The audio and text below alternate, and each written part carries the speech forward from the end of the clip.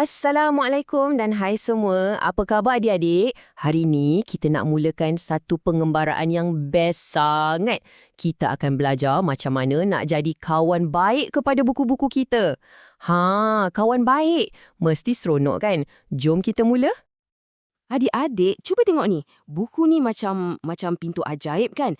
Dia boleh bawa kita pergi mana-mana je kita suka, tanpa perlu bangun dari kursi pun. Bayangkan, kita boleh jumpa dinosaur, terbang ke bulan, atau belajar macam-macam benda baru yang power. Hebat kan? Jadi, hari ni kita nak kenal dengan beberapa kawan buku yang sangat-sangat istimewa. Dan kawan-kawan ni perlukan kita jaga elok-elok tau. Okey, jom kita teruskan. Sekarang, tiba masanya untuk kita berkenalan dengan 3 sahabat ilmu. Siapa agaknya sahabat-sahabat hebat ni ya? Mesti adik-adik tak sabar nak tahu kan? Sebelum saya tunjuk, cuba teka dulu. Siapa 3 sahabat ilmu kita ni? Fikir. Ada yang dah dapat jawapan? Tak apa, jom kita tengok sama-sama. Sahabat kita yang pertama sekali dan yang paling istimewa ialah Al-Quran. Al-Quran ni sangat hebat tau sebab ia adalah kata-kata daripada Allah Subhanahu Wa Taala sendiri. Allah turunkan kepada Nabi kita, Nabi Muhammad sallallahu alaihi wasallam untuk jadi panduan hidup kita semua. Setiap kali kita baca, kita dapat pahala. Sungguh mulia kan? Seterusnya, sahabat kita yang kedua ialah kitab. Kitab ni pun sama, datangnya daripada Allah Subhanahu Wa Taala juga. Tapi ia diturunkan kepada nabi-nabi sebelum Nabi Muhammad sallallahu alaihi wasallam. Contohnya ada kitab Zabur, Taurat dan juga Injil.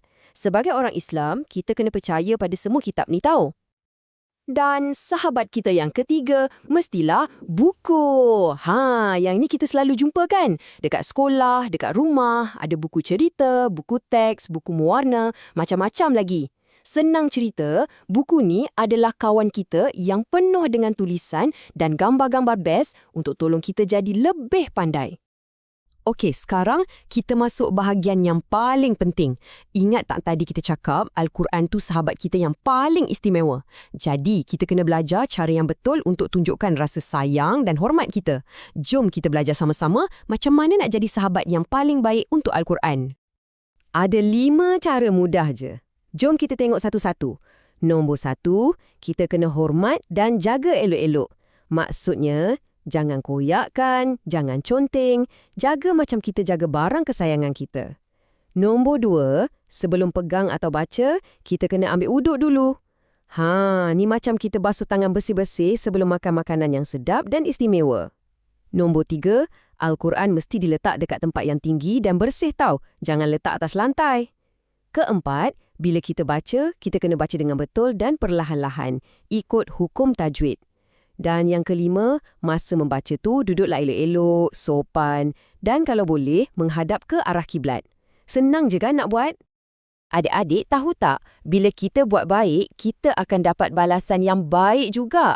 Samalah macam bila kita jaga adab dengan Al-Quran. Ada banyak sangat ganjaran best yang menanti. Wah, mesti seronok kan? Jom kita tengok apa dia. Banyaknya kebaikan. Pertama, kita akan dapat pahala daripada Allah. Lepas tu, hidup kita akan rasa lebih seronok dan diberkati. Hati kita pun akan jadi tenang, rasa aman je. Dan yang paling-paling hebat, nanti di akhirat, Al-Quran akan datang tolong kita. Wow! Dengan cara ni juga, kita dapat pastikan Al-Quran sentiasa suci dan terpelihara. Semuanya best-best belaka. Dan, tahu tak apa yang paling indah sekali? Allah sangat-sangat sayang pada sesiapa yang memuliakan Al-Quran. Bila kita jaga Al-Quran, kita baca Al-Quran, ia macam kita tunjukkan rasa cinta kita pada Allah. Dan Allah pasti akan balas dengan lebih banyak lagi kasih sayangnya untuk kita. Okey, tadi kita dah cerita pasal ganjaran yang seronok. Tapi, kita kena tahu juga apa jadi kalau kita tak jaga adab. Ini penting. Sebagai seorang pembaca yang baik, kita kena berjanji untuk jaga sahabat-sahabat ilmu kita ni. Jom kita tengok sekejap kenapa janji ni sangat penting. Kalau kita tak beradab dengan Al-Quran, ia macam kita buat kawan baik kita sedih. Perkara pertama, kita akan dapat dosa dan Allah pun akan murka. Lepas tu, hidup kita mungkin rasa tak best, tak diberkati dan hati kita pun rasa tak tenang. Kita semua tak nak macam tu kan? Sebab itulah kita kena sentiasa jaga adab kita ya adik-adik. Jadi, sebagai penutup, saya ada satu soalan penting untuk adik-adik semua. Lepas kita dah belajar semua ni, macam mana adik-adik akan jaga buku-buku kat rumah hari ni? Fikirkan pasal Al-Quran, buku sekolah, buku cerita, semua kawan-kawan ilmu kita tu.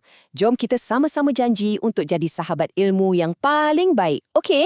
Hebat! Sampai kita jumpa lagi lain kali ya. Assalamualaikum.